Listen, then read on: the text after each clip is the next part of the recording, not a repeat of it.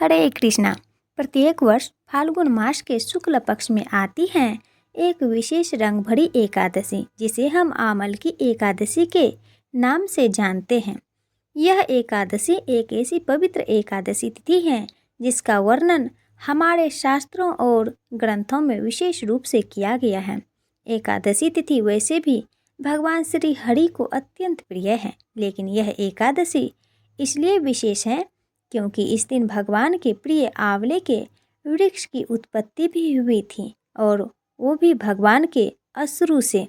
इस एकादशी को रंग भरी एकादशी के नाम से भी जाना जाता है क्योंकि यह होली से पहले आने वाली एकादशी है, और इसी एकादशी के दिन वृंदावन के अधिकतर मंदिरों में भगवान को होली खिलाई जाती है। लेकिन इस बार आने वाली यह आंवल की एकादशी को लेकर कुछ संशय है कि आखिर इस एकादशी का पालन हमें 9 मार्च को करना है या फिर 10 मार्च को। और इसका कारण यह है कि 9 मार्च को प्रातः काल में ही यह एकादशी आरंभ हो जा रही है, इसलिए कई स्थानों पर यह सुनने को मिल रहा है कि आप 9 तारीख को भी इसका पालन कर सकते हैं। लेकिन हमारे शास्त्र क्या कहते हैं? क्या वास्तव में हमें इस एकादशी का पालन 9 तारीख को करना है या फिर 10 तारीख को, और इसके पीछे का पौराणिक और शास्त्रिक प्रमाण क्या है? इन सभी बातों पर आज हम चर्चा करेंगे। इस वीडियो में अगर आपके मन में भी यह संशय है कि आखिर इस एकादशी का पालन कौन से दिन करना है, तो यह वीडियो आप अवश्य सुनिए। आज के इस वीडियो में हम आपको बताएंगे कि इस बार आने वाली आंवल की एकादशी का पालन हमें कौन से दिन करना है, इस दिन के विशेष शुभ मुहूर्त कौन से हैं, अगले दिन पारण करने का समय क्या है, और यह एकादशी इतनी विशेष क्यों है। इन सभी बातों पर आज के इस वीडियो में हम चर्चा करने वाले हैं, तो अंत तक इस वीडियो को अवश्य देखिएगा, और अगर अच्छा लगे तो बाकी सभी लोगों से भी शेयर कीजिएगा। तो चलिए आज के इस विशेष आंवल की एकादशी वीडियो का आरंभ करते हैं। प्रत्येक वर्ष फाल्गुन मास के शुक्ल पक्ष में आने वाली आंवल की एकादशी का पालन इस बार हम करेंगे 10 मार्च 2025 सोमवार के दिन। अब देखिए, कई स्थानों पर आपने सुना होगा कि इस बार की एकादशी का पालन आप 9 मार्च को भी कर सकते हैं, लेकिन अगर वैदिक सांस्कृतिक और ज्योतिष शास्त्र के अनुसार देखा जाए तो कोई भी तिथि सूर्योदय के समय अगर उपस्थित हो तभी उस दिन उस तिथि को मनाया जा सकता है। और इस नियम अनुसार इस बार आंवल की एकादशी का आरंभ हो रहा है 9 मार्च 2025 रविवार के दिन सुबह 7:44 से, और यह एकादशी पूर्ण हो रही है 10 मार्च सोमवार को सुबह 7:46 पर। अब देखिए, 9 मार्च को शुरू होने वाली एकादशी सूर्योदय के समय में उपस्थित नहीं है, यानी कि वह सूर्योदय के बाद आरंभ हो रही है। वह सिर्फ 10 मार्च को ही सूर्योदय के समय में उपस्थित है, और इसलिए उदया तिथि के अनुसार हम इस बार आंवल की एकादशी का पालन 10 मार्च को ही करेंगे। चलिए अब देखते हैं कि 10 मार्च को शुभ मुहूर्त कौन कौन से हैं। 10 मार्च आंवल की एकादशी के दिन प्रातः ब्रह्म मुहूर्त का समय रहेगा 5:07 और सूर्योदय होगा 6:43 पर। इस दिन प्रातः काल में पूजा का समय 5:07 से लेकर 6:43 तक, और संध्या काल की पूजा का समय रहेगा शाम 6:27 से लेकर 7:39 तक। सूर्यास्त का समय है शाम 6:31 पर, और चंद्रोदय होगा 2:51 पर। इस दिन राहु काल का समय रहेगा सुबह 8:05 से लेकर 9:34 के बीच में। इस समय के दौरान आप भगवान की पूजा अर्चना नहीं कर सकते, इसलिए प्रातः काले सेवा पूजा सुबह 8:05 से पहले ही पूर्ण कर लें। लेकिन इस समय में आप अधिक से अधिक हरे कृष्ण महामंत्र का जाप कर सकते हैं, भागवत गीता श्रीमद् भागवत ग्रंथों का अध्ययन कर सकते हैं, भगवान की कथा और कीर्तन का श्रवण कर सकते हैं। इस दिन अभिजीत मुहूर्त का समय रहेगा दोपहर 12:08 से लेकर 12:55 के बीच में। विजय मुहूर्त रहेगा दोपहर 2:30 से लेकर 3:17 के बीच में और अमृतकाल रहेगा शाम 6:12 से लेकर 7:52 के बीच में।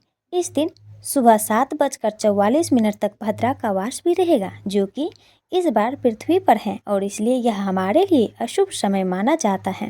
इस समय में कोई भी शुभ कार्य नहीं करने चाहिए।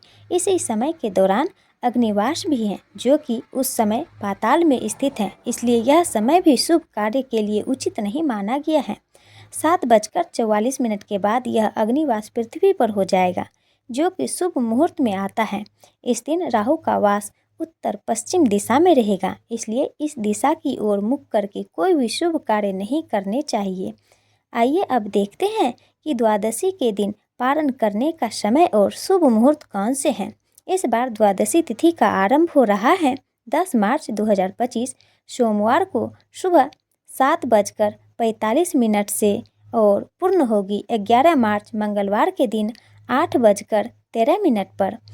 इस बार द्वादशी तिथि सूर्योदय में सिर्फ 11 मार्च को ही उपस्थित है, इसलिए हम एकादशी व्रत का पारण भी द्वादशी के दिन यानी 11 मार्च 2025 मंगलवार के दिन ही करेंगे। 11 मार्च द्वादशी के दिन परात ब्रह्म मुहूर्त का समय 5:06 पर है और सूर्योदय होगा 6:22 पर। द्वादशी के दिन यानी 11 मार्च 2025 मंगलवार के दिन एकादशी व्रत का पारण करने का समय रहेगा सुबह 6:42 से 8:16 के बीच में। एकादशी के उपलक्ष्य में द्वादशी के दिन अगर आप पारण करने से पहले कुछ दान देना चाहते हैं तो दान देने का यह उपयुक्त समय रहेगा सुबह 5:06 से लेकर 8:16 के बीच में। एकादशी का पारण निर्धारित समय के अंदर करना अत्यंत आवश्यक है। अगर हम ऐसा नहीं करते हैं तो हमारा एकादशी व्रत पालन अधूरा रह जाता है और उसका संपूर्ण फल नहीं मिलता। इसलिए ध्यान से निर्धारित पारण समय के अंदर ही एकादशी व्रत का पारण और दान कर देने चाहिए। इस बार 11 मार्च को विशेष सर्वार्थ सिद्धि योग भी बन रहा है। ये अत्यंत शुभ योग है, जिसका अर्थ है सभी कार्यों की सिद्धि के लिए अनुकूल समय। यह योग पंचांग में बताए गए विशेष ग्रह, नक्षत्रों और विचारों के संयोग से बनता है। जब यह योग बनता है तो इसे किसी भी शुभ कार्य की शुरुआत के लिए अत्यंत लाभकारी माना जाता है। इस योग में कोई भी शुभ कार्य की शुरुआत करनी चाहिए और विशेषतः दान देने के लिए और सेवा कार्य करने के लिए यह योग अति उत्तम माना गया है। द्वादशी पर यह योग सुबह 6:36 से लेकर 12:51 तक रहेगा, इसलिए आप द्वादशी के पारण के उपलक्ष्य में अगर दान देना चाहते हैं तो भी इस समय के अंदर में दे सकते हैं। इसी द्वादशी के दिन हमारे महान आचार्य श्री माधवेंद्र पुरी का तिरोभाव दिवस भी आ रहा है। यह वही आचार्य हैं जिनके लिए स्वयं भगवान ने खीर चुराई थी और आज भी उड़ीसा में उनका जो मंदिर है वह खीर चोर गोपीनाथ के नाम से प्रख्यात है। अगर आपने भगवान के ऐसे शुद्ध भक्त श्री माधवेंद्र पुरी का कथा नहीं सुनी है तो आप यह हमारे चैनल पर जाकर सुन सकते हैं। आंवल की एकादशी के दिन विशेष रूप से भगवान श्री हरि के विग्रह या चित्र की पूजा आंवल की वृक्ष के साथ की जाती है। इस दिन आंवले के वृक्ष की पूजा करने का विशेष महत्व है और इसके उपरांत भगवान को आंवला अर्पित करना, स्वयं भी उसका सेवन करना और आंवले के फल का दान देना, यह सारे कार्य इस आंवल की एकादशी के दिन करने चाहिए। हमारे शास्त्र कहते हैं कि जब इस सृष्टि की उत्पत्ति होना प्रारंभ हो रहा था तो सबसे पहले भगवान विष्णु के नाभिक कमल से ब्रह्मा जी की उत्पत्ति हुई। अब ब्रह्मा जी तो आ गए, लेकिन चारों ओर संपूर्ण अंधकार फैला था और उन्हें समझ नहीं आ रहा था कि आखिर वे स्वयं कौन हैं और उनके जीवन का उद्देश्य क्या है, कौन है जिसने उन्हें उत्पन्न किया है। इन सभी प्रश्नों का उत्तर प्राप्त करने के लिए उन्होंने तपस्या करना आरंभ किया और उनकी इस घोर तपस्या से प्रसन्न होकर आखिर भगवान श्रीहरि अपने सुंदर चतुर्भुज रूप में उनके समक्ष प्रकट हुए। उस समय ब्रह्मा जी की तपस्या से प्रसन्न होकर उनके प्रति वात्सल्य के कारण भगवान श्रीहरि की आँखों से एक अश्रु की बूंद निकली और वह जब इस धरती पर पड़ी तो उससे आंवला वृक्ष की उत्पत्ति हुई। कई स्थानों पर यह भी कहा गया है कि भगवान श्रीहरि के थूक से इस वृक्ष की उत्पत्ति हुई थी। इसी वृक्ष की उत्पत्ति के साथ साथ अन्य गंधर्व, यक्ष और किन्नरों का भी प्रादुर्भाव हुआ और जब देवताओं ने इस वृक्ष को देखा तो वे सभी आश्चर्यचकित रह गए और उसी क्षण एक आकाशवाणी हुई कि यह भगवान श्री नारायण का अत्यंत प्रिय आंवल के वृक्ष हैं। यह वृक्ष जिस दिन उत्पन्न हुआ था उसी दिन को हम आंवल की एकादशी के नाम से जानते हैं। तो यह थी आने वाली आंवल की एकादशी से जुड़ी हुई संपूर्ण जानकारी। इस दिन के विशेष शुभ मुहूर्त, समय और इसके महत्व की चर्चा हमें लगता है कि शायद इस वीडियो के माध्यम से आपकी आने वाली आंवल की एकादशी से जुड़ी सभी संशय समाप्त हो गए होंगे। और अगर फिर भी आपके मन में कोई प्रश्न है तो आप हमें नीचे कमेंट बॉक्स में लिख कर बता सकते हैं। इस एकादशी की विशेष कथाएं सुनने के लिए याद से आपके अपने इस संपूर्ण भक्ति सागर चैनल को सब्सक्राइब करके रख लीजिए, नोटिफिकेशन ऑन करके रख लीजिए, जिससे कि आने वाली आंवल की एकादशी व्रत कथाओं को आप सरलता से सुन पाएँ। तो चलिए इस आने वाली अत्यंत पवित्र भगवान श्रीहरि को प्रिय आंवल की एकादशी का श्रद्धा और नियम पूर्वक पालन करने का संकल्प लेते हैं और भगवान श्री कृष्ण से उनकी शुद्ध भक्ति की याचना करते हैं। हरे कृष्णा।